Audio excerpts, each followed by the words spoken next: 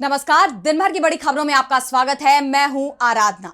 आज इस बुलेटिन में बात होगी टीएमसी के बागी सांसदों में पड़ी फूट की। गद्दारों के बीच में आपस में बगावत हो गई है। राहुल के दावों पर सत्य की सावरकर के मुहर की। देखेंगे नीट पेपर लीक मामले में बीजेपी पर उठे क्या सवाल। राम मंदिर चोरी मामले में कैसे विपक्ष ने सरकार को घेरा। जो भाईवान की एफआईआर लिखी जाएगी उसका क्या करोगे आप? तो हमें तो ये पता लगा है कि डबल इंजन की डबल टंकी है। जानेंगे राज्यसभा चुनाव से पहले एनडीए में पड़ी दरार को, और बुलेटिन के आखिर में देखेंगे जाने माने कार्टूनिस्ट इरफान की किस खबर पर पड़ी तिरछी नजर। लेकिन दिन भर की तमाम बड़ी खबरों से पहले एक नजर आज की सुर्खियों पर। सुप्रीम कोर्ट का बार काउंसिल को बड़ा निर्देश। राज्य बार काउंसिलों में महिलाओं के प्रतिनिधित्व के लिए 10% को ऑप्शन कोटा को दी मंजूरी। कोर्ट ने कहा बीसीआई का सुझाव निष्पक्ष और पारदर्शी। तमिलनाडु के सीएम विजय का बड़ा ऐलान। 75,000 रुपए तक के सहकारी फसल कर्ज माफ। 14.43 लाख किसानों को मिलेगा फायदा। संविधान का पालन न करना देश के खिलाफ। पारदर्शिता की मांग को लेकर कर्नाटक कांग्रेस अध्यक्ष बीके हरिप्रसाद का संघ पर हमला। संगठन से वित्तीय और सदस्य संबंधी जानकारी सार्वजनिक करने की मांग। जब हमारा समय आएगा तो दिखाएंगे कि पार्टियां कैसे बढ़ती हैं। विरोधियों पर सांसद संजय राउत का बड़ा हमला। शिवसेना यूबीटी में टूट की अटकलों को किया खारिज। और हरे निशान पर बंद हुआ शेयर बाजार। 562 अंकों के उछाल के साथ 76,826 पर बंद हुआ सेंसेक्स, जबकि 135 अंकों की तेजी के साथ 23,989 पर बंद हुआ निफ्टी। ये तो थी सुर्खियां। अब बात आज की सबसे बड़ी खबर की। पश्चिम बंगाल में टीएमसी में जारी बगावत को लेकर सियासी सरगर्मियां तेज है। पूर्व सीएम ममता बनर्जी बीजेपी पर उनकी पार्टी को तोड़ने का आरोप लगा रही हैं। टीएमसी का कहना है कि बंगाल में महाराष्ट्र वाला खेल खेला जा रहा है और अब इस मामले में लोकसभा अध्यक्ष ओम बिरला की भी एंट्री हो गई है। वहीं ममता बनर्जी ने हाईकोर्ट का रुख कर लिया है। तो क्या है ये पूरी खबर, जानने के लिए देखिए ये रिपोर्ट। पश्चिम बंगाल की सियासत में भयंकर तूफान आया हुआ है। टीएमसी में बगावत के चलते पार्टी दो गुटों में बंट गई है। इसे लेकर शुरू हुआ बवाल थमने का नाम नहीं ले रहा, बल्कि हर बीतते दिन के साथ राज्य की सियासत में एक नया मोड़ आता हुआ दिखाई दे रहा है। बागी सांसदों ने national citizens party of India में विलय का ऐलान तो कर दिया, लेकिन उनकी राह अब भी आसान होती नहीं दिख रही। एक तरफ उनकी सांसदी पर खतरा मंडराता नजर आ रहा है, तो वहीं दूसरी तरफ बागी सांसदों में भी टूट की खबरें सामने आने लगी हैं। टीएमसी सांसद सौगत रॉय का कहना है कि बागियों में भी बहुत मतभेद हैं। जो लोग पार्टी छोड़कर गए हैं उनमें से कुछ नया गुट बनाना चाहते हैं, कुछ भाजपा में शामिल होना चाहते हैं, कुछ एनसीपी में शामिल हो गए हैं। वहीं टीएमसी सांसद कीर्ति आजाद का कहना है, दूसरी है गद्दारों की पार्टी। गद्दारों के बीच में आपस में बगावत हो गई है कि दो मंत्री बनेंगे तो बनेंगे कौन? मिलेगा मिनिस्टर ऑफ स्टेट, लेकिन आपस में बगावत है। उन्होंने बागियों को बीजेपी में जगह न मिलने पर तंज कसते हुए कहा है कि इनका हाल धोबी के उस जानवर की तरह है जो न घर के रहे और न घाट के। यह भारतीय जनता पार्टी का खेल है। जनता दल सेक्युलर से शुरू हुआ था, जो छुप छुप के होता था, लेकिन अब राजनीति में पिछले 12 सालों से नैतिकता बिल्कुल खत्म हो चुकी है। टीएमसी खुलकर इस पूरे खेल के पीछे बीजेपी का हाथ बता रही है। इस बीच लोकसभा स्पीकर ओम बिरला ने इस पूरे मामले की कमान संभाल ली है। उन्होंने दोनों पक्षों के सांसदों को ईमेल भेजकर बैठक के लिए बुलाया है, ताकि वो बागी सांसदों को लेकर फैसला कर सकें। दरअसल बागी सांसदों ने लोकसभा स्पीकर को खत लिखकर संसद में एक अलग गुट के तौर पर बैठने की व्यवस्था मांगी है, जिसके बाद टीएमसी महासचिव अभिषेक बनर्जी ने भी एक खत लिखकर बागियों की मांग न मानने की अपील की, और अब स्पीकर दोनों पक्षों से बात करने के बाद ही इस पर फैसला करेंगे। टीएमसी ने स्पीकर से निष्पक्षता की मांग की है। वहीं ममता बनर्जी कोर्ट पहुंच गई है। उन्होंने भवानीपुर सीट से विधानसभा चुनाव में मिली हार को चुनौती दी है। उन्होंने नतीजों की न्यायिक समीक्षा की मांग की है, जिसके बाद सीएम शुवेंदु अधिकारी की जीत पर भी संशय के बादल मंडराने लगे हैं। यानी देखा जाए तो पश्चिम बंगाल की सियासत में इस वक्त भूचाल आया हुआ है। अब इंतजार हाईकोर्ट और लोकसभा स्पीकर के फैसले का है। पश्चिम बंगाल की सियासत में लगातार नया मोड़ आता जा रहा है। वहीं वीडी सावरकर पर राहुल गांधी की टिप्पणी को लेकर जारी विवाद में भी बड़ा टर्न आ गया है। सत्य की सावरकर, जिन्होंने लोकसभा में नेता प्रतिपक्ष राहुल गांधी पर जानबूझकर अपने परदादा वीडी सावरकर के अपमान के आरोप लगाए हैं, अब उन्होंने ही माना है कि राहुल ने जो दावे किए थे वो सच थे। सावरकर ने अंग्रेजों से 10 बार माफी मांगी थी। तो क्या है ये पूरी खबर, जानेंगे इस रिपोर्ट में। लोकसभा में नेता प्रतिपक्ष राहुल गांधी का दावा है कि उनके पास वीडी सावरकर को लेकर बताने को बहुत कुछ है। इतिहास में सावरकर का जो राज दफन करने की कोशिश की गई थी, उसे वो दुनिया के सामने लाएंगे और अब उनका दावा भी सच साबित होता हुआ दिखाई दे रहा है, क्योंकि सावरकर को लेकर जिस तरह बीजेपी अपनी राजनीति भुनाने में जुटी हुई है और इस बीच सावरकर पर राहुल गांधी की टिप्पणी को लेकर जिस तरह विवाद शुरू हुआ, उस पर से अब पर्दा उठ गया है।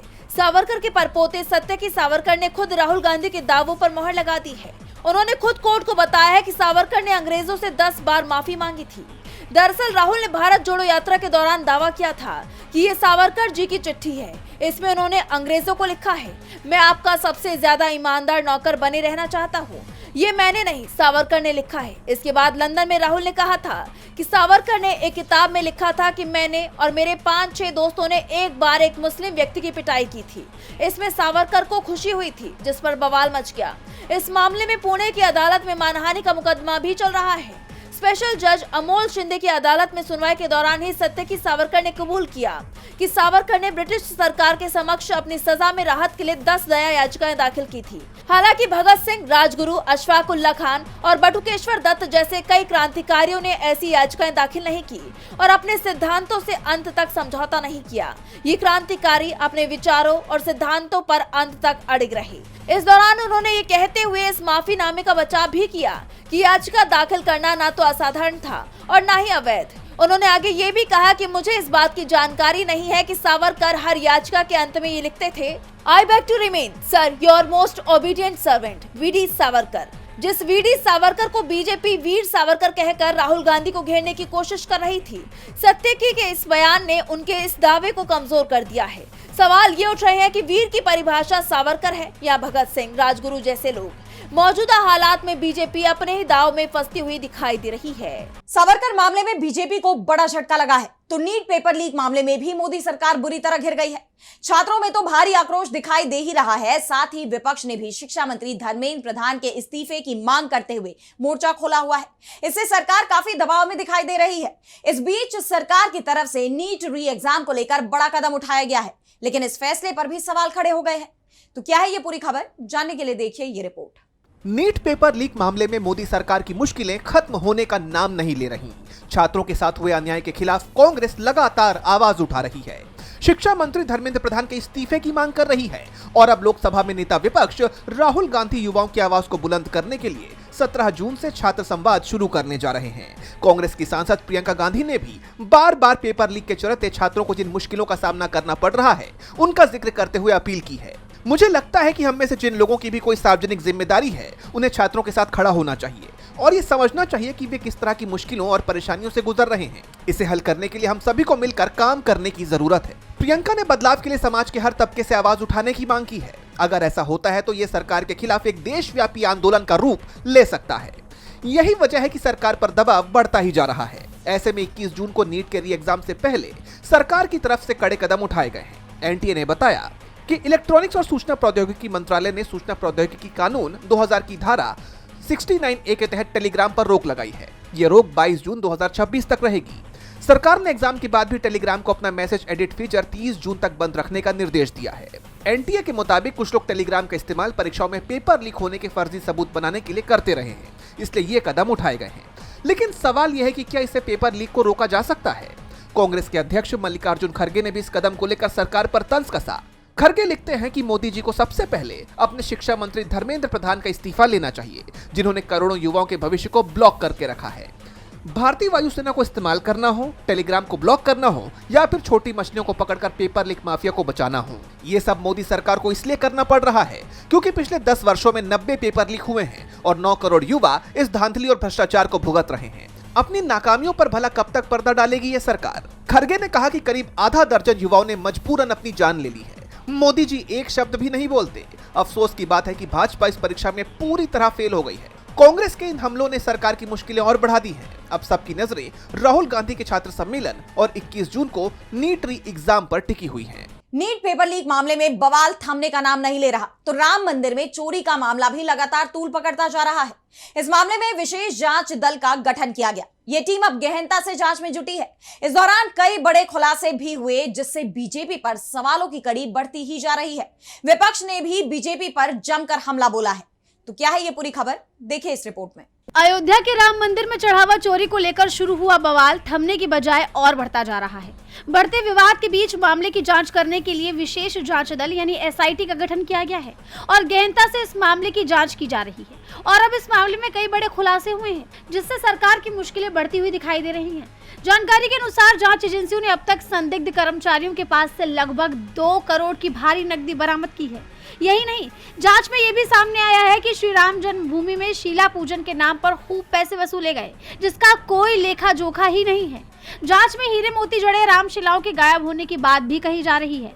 वहीं जांच के दायरे में यह आरोप भी शामिल है कि चंदे की रकम के अलावा भगवान को चढ़ाए गए करोड़ों रुपए के सोने चांदी के गहने और करीब 2 किलो वजन के सोने की गदा भी गायब है।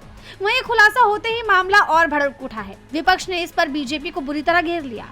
सपा प्रमुख अखिलेश यादव ने एक्स पर पोस्ट किया कि आगे आगे देखिए होता है क्या। चढ़ावे से बात चंदे तक पहुंची और चंदे से जमीन तक और जमीन से अति बहुमूल्य अरबों रुपयों की श्रीराम शिलाओं के गायब होने तक। भाजपाइयों के अनरजिस्टर्ड अंडरग्राउंड संगी साथियों की केवाईसी कराई जाए। अयोध्या के इस महापाप महाघोटाले के पीछे कौन सा सनातन विरोधी गिरोह काम कर रहा है, इसकी गहरी पड़ताल हो। वहीं कांग्रेस ने भी इस मामले में निष्पक्ष जांच की मांग उठाते हुए बीजेपी को घेरा है। यूपी कांग्रेस प्रदेश अध्यक्ष अजय राय ने बाकायदा प्रेस कॉन्फ्रेंस कर कहा, ये लगभग 200 करोड़ तो दिख रहा है, मुझे लगता है काफी बड़ी तादाद में वहां पर लूट, संगठित लूट हुई है, संगठित। और भगवान राम का पैसा आप खा गए, जिस भगवान राम के नाम पे पूरे देश और दुनिया में डंका बजाया, जिस भगवान के राम के नाम पे आपने पूरी तरीके से अपनी सारी जितनी दुकान है इनकी सारी दुकान चलाने का काम किया, और आज भगवान राम को ही आप पूरी तरीके से आप। यही नहीं, उन्होंने इस मामले में जल्द से जल्द जांच पूरी कर रिपोर्ट दाखिल करने की मांग भी की है। उन्होंने कहा कि बीजेपी आरएसएस ने लोगों की आस्था और भगवान का चढ़ावा ही चोरी कर लिया है। हमारी मांग है कि इस गंभीर मुद्दे से जुड़ी एसआईटी की रिपोर्ट 1 हफ्ते में ही आ जानी चाहिए। बता दें कि उत्तर प्रदेश सरकार ने एसआईटी को 7 दिनों के अंदर प्रारंभिक रिपोर्ट और 15 दिनों के अंदर अपनी अंतिम रिपोर्ट सौंपने का निर्देश दिया है। फिलहाल कई संदिग्धों को हिरासत में लेकर पूछताछ जारी है, ताकि इस बड़े रैकेट से पूरे नेटवर्क का पर्दाफाश किया जा सके। राम मंदिर में चोरी को लेकर बीजेपी विपक्ष के निशाने पर आ गई है, तो झारखंड में अपने ही नेताओं को लेकर उसकी मुश्किलें बढ़ गई हैं। विधायकों के पाला बदलने की आशंका जताई जा रही है। दरअसल राज्य की 2 सीटों पर होने वाले राज्यसभा चुनाव को लेकर कांग्रेस और बीजेपी दोनों ही अपना दमखम दिखा रहे हैं। इस बीच कांग्रेस ने ऐसा बयान दिया है जिससे बीजेपी खेमे में हलचल तेज हो गई है। तो क्या है ये पूरा मामला, जानेंगे इस रिपोर्ट में। 18 जून को राज्यसभा की 2 सीटों पर चुनाव होने हैं। जैसे जैसे चुनाव नजदीक आ रहे हैं, वैसे वैसे सियासी सरगर्मियां बढ़ती जा रही हैं। झारखंड में बीजेपी के पास राज्यसभा सीट जीतने लायक वोट नहीं थे। ऐसे में उसने निर्दलीय उम्मीदवार परिमल नाथ वानी को समर्थन देकर कांग्रेस को कड़ी टक्कर देने की कोशिश की, लेकिन अब बीजेपी की ये कोशिश उस पर ही भारी पड़ती हुई दिखाई दे रही है। राज्यसभा चुनाव को लेकर कांग्रेस ने एक बड़ा दावा किया है, जिसके बाद बीजेपी खेमे में खलबली मच गई है। कांग्रेस नेता और पूर्व मंत्री बंधु तिर्की ने दावा किया है कि बीजेपी के 3 विधायक इंडिया गठबंधन के संपर्क में हैं। यही नहीं, उन्होंने तो यहाँ तक कह दिया कि वो उन तीनों बीजेपी विधायकों के नाम भी बता सकते हैं जो इस वक्त कांग्रेस के समर्थन में हैं। उन्होंने साफ कहा कि बीजेपी के 3 विधायक इंडिया गठबंधन के संपर्क में हैं। हम तीनों विधायकों के नाम का खुलासा भी कर सकते हैं, लेकिन इससे विधायकों को दिक्कत हो जाएगी, इसीलिए उनके नामों का खुलासा नहीं करेंगे। इससे पहले झारखंड के पूर्व कांग्रेस अध्यक्ष राजेश ठाकुर ने भी दावा किया था कि बीजेपी के कई विधायक क्रॉस वोटिंग करेंगे और कांग्रेस को समर्थन देंगे। कांग्रेस नेताओं के दावे अब सच होते हुए भी दिखाई दे रहे हैं। दरअसल 15 जून को एनडीए विधायकों की बैठक बीजेपी प्रदेश कार्यालय में हुई। इसमें एनडीए समर्थित निर्दलीय प्रत्याशी परिमल नाथ वानी भी शामिल हुए। झारखंड में बीजेपी के कुल 21 विधायक हैं, जिसमें से 7 विधायक इस बैठक से नदारद रहे। ऐसे में कांग्रेस के दावों पर मुहर लगती हुई दिखाई दे रही है। वहीं अब एनडीए विधायकों को टूटने से बचाने के लिए बीजेपी ने राज्य के होटल में उन्हें शिफ्ट करना शुरू कर दिया है, जिसको लेकर ये कहा जा रहा है कि बीजेपी को अब अपनी हार के साथ साथ टूट का भी डर सता रहा है। हालांकि ये देखना दिलचस्प होगा कि बीजेपी विधायकों को टूटने से बचाने में कितनी सफल होती है। झारखंड में राज्यसभा चुनाव को लेकर सियासी सरगर्मियां बढ़ी हुई हैं। वहीं उत्तर प्रदेश की राजनीति में 2027 के विधानसभा चुनावों की तपिश अभी से महसूस की जा रही है। 2024 लोकसभा चुनाव में मिली सफलता के बाद समाजवादी पार्टी अब एक्शन मोड में है। इसी सिलसिले में सपा प्रमुख अखिलेश यादव ने न सिर्फ इंडिया गठबंधन की एकजुटता पर मुहर लगाई, बल्कि भाजपा को हारी हुई पार्टी करार दिया है। तो क्या कुछ कहा अखिलेश ने, जानेंगे इस रिपोर्ट में। यूपी की सियासत में 2027 के विधानसभा चुनाव का शोर अभी से गूंजने लगा है। समाजवादी पार्टी के मुखिया Akhilesh Yadav full action mode में दिखाई दे रहे हैं। 2024 के लोकसभा चुनाव में बीजेपी को जोर का झटका देने के बाद सपा का जोश हाई है। अखिलेश ने साफ कर दिया है कि विपक्षी एकजुटता में कोई दरार नहीं है और उनका इंडिया गठबंधन पूरी तरह से मजबूत है। मीडिया से बात करते हुए सपा प्रमुख अखिलेश यादव ने बीजेपी पर करारा तंज कसा। अखिलेश यादव ने कहा कि जो इंडिया गठबंधन रहा है वही इंडिया गठबंधन रहेगा। अभी अभी हराया है बीजेपी को, हारी हुई बीजेपी है, मरता क्या न करता। जो इंडिया गठबंधन रहा है वही इंडिया गठबंधन रहेगा और अभी अभी तो हराया है बीजेपी को। सूबे में समय से पहले चुनाव होने की अटकलों पर भी उन्होंने बेबाकी से अपनी बात रखी। अखिलेश ने बड़ा दावा किया कि 2027 के लिए सपा से ज्यादा तो सूबे की जनता बदलाव के लिए बेताब बैठी है। उन्होंने सरकार पर निशाना साधते हुए कहा, 2027 के चुनाव के लिए समाजवादी पार्टी का हर कार्यकर्ता और नेता तैयार है और इससे ज्यादा जनता चुनाव के लिए तैयार है। जिस तरीके से महंगाई बढ़ रही है, विदेश नीति विफल हो रही है, भ्रष्टाचार बढ़ रहा है, नौकरी और रोजगार नहीं है, ये लोग सर्वे करा रहे हैं। हर विधानसभा में इनके सर्वे के लोग पहुंच रहे हैं और सर्वे कर रहे हैं कि अगर नवंबर में चुनाव करा दें तो कितनी सीटें जीतेंगे। जो इनकी रिपोर्ट आएगी उसी पर वो फैसला लेंगे। 2027 समाजवादी पार्टी का कार्यकर्ता नेता और 2027 उससे ज्यादा जनता तैयार है। हर विधानसभा में इनके सर्वे के लोग पहुंच गए हैं। वो सर्वे कर रहे हैं कि अगर नवंबर में चुनाव करा दें तो कितनी सीटें जीतेंगे, क्योंकि इन्हें पता है खाद ये नहीं दे पाएंगे। अखिलेश के इन तेवरों से साफ है कि वो 2027 के महामुकाबले के लिए अभी से अपनी पिच तैयार कर रहे हैं। बीजेपी की हर चाल का जवाब देने के लिए सपा ने पूरी तरह से कमर कस ली है। अखिलेश यादव के बयानों ने बीजेपी की चिंता बढ़ा दी है। इस बीच सुप्रीम कोर्ट से भी उसे नोटिस मिल गया है। मुद्दा यह है कि क्या आधार कार्ड का इस्तेमाल सिर्फ पहचान पत्र के रूप में ही होना चाहिए या इसे नागरिकता का आधार मानना चाहिए। इसे लेकर कोर्ट ने देश की सुरक्षा और डेमोग्राफी के साथ हो रहे खिलवाड़ पर केंद्र और चुनाव आयोग से जवाब मांग लिया है। देखिए ये रिपोर्ट। आधार कार्ड को लेकर सुप्रीम कोर्ट से एक बड़ी खबर आ रही है। कोर्ट ने एक अहम याचिका पर सुनवाई करते हुए केंद्र सरकार और चुनाव आयोग को नोटिस जारी किया है। ये मामला बेहद गंभीर है। दरअसल याचिका में मांग की गई है कि आधार का इस्तेमाल सिर्फ और सिर्फ पहचान पत्र के रूप में ही होना चाहिए।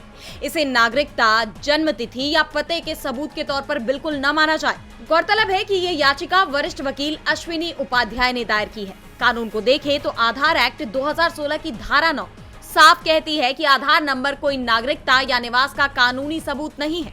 साल 2023 में UIDAI ने भी नोटिफिकेशन जारी कर यही बात दोहराई थी। लेकिन जमीन पर कहानी बिल्कुल उलट है। आज स्कूल एडमिशन हो, जमीन की रजिस्ट्री हो या ड्राइविंग लाइसेंस बनवाना हो, हर जगह आधार को उम्र और पते का पक्का दस्तावेज मान लिया जाता है। हद तो तब हो गई जब नए वोटर कार्ड यानी फॉर्म 6 के आवेदन में भी आधार को पते और जन्मतिथि के सबूत के रूप में धड़ल्ले से मंजूर किया जा रहा है। यहीं पर सरकार की बड़ी प्रशासनिक चूक सामने आती है। याचिका में सरकार को घेरते हुए कहा गया है कि कोई भी विदेशी नागरिक अगर भारत में सिर्फ 182 दिन रह लेता है तो वो आधार पाने का हकदार हो जाता है। एक मामूली रेंट एग्रीमेंट या लोकल अथॉरिटी की सिफारिश पर आसानी से आधार कार्ड बन जाता है। और चिंता की बात तो यह है कि घुसपैठी और अवैध प्रवासी इसी आधार के दम पर भारत का वोटर ID, राशन कार्ड और अन्य सरकारी दस्तावेज हासिल कर रहे हैं। ये सीधे सीधे देश की सुरक्षा और डेमोग्राफी के साथ बड़ा खिलवाड़ है। जब कानूनन आधार सिर्फ पहचान के लिए है तो सरकारी विभागों ने इसे नागरिकता और पते का दस्तावेज क्यों बनने दिया। चीफ जस्टिस सूर्यकांत और जस्टिस V मोहना की बेंच ने अब इस पर जवाब मांगा है। देखना यह होगा कि सरकार इस गंभीर सुरक्षा चूक पर क्या सफाई देती है। और बुलेटिन के आखिर में देखेंगे जाने माने कार्टूनिस्ट इरफान की किस खबर पर पड़ी तिरछी नजर।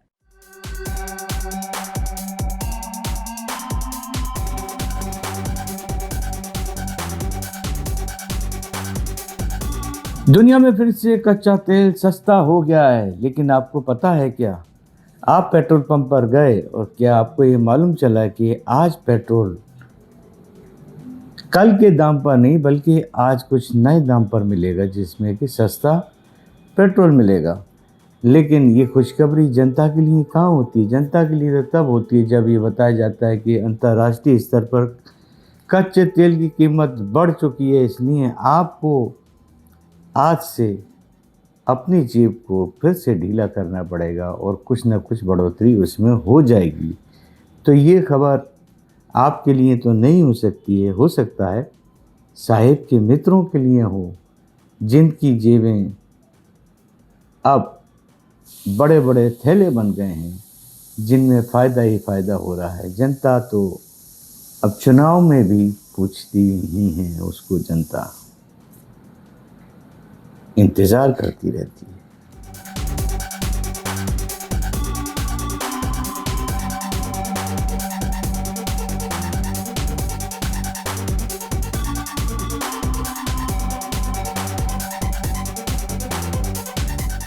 बहुत बहुत शुक्रिया इरफान जी। तो आज इस बुलेटिन में इतना ही। आप देखते रहिए डीबी लाइव। नमस्कार।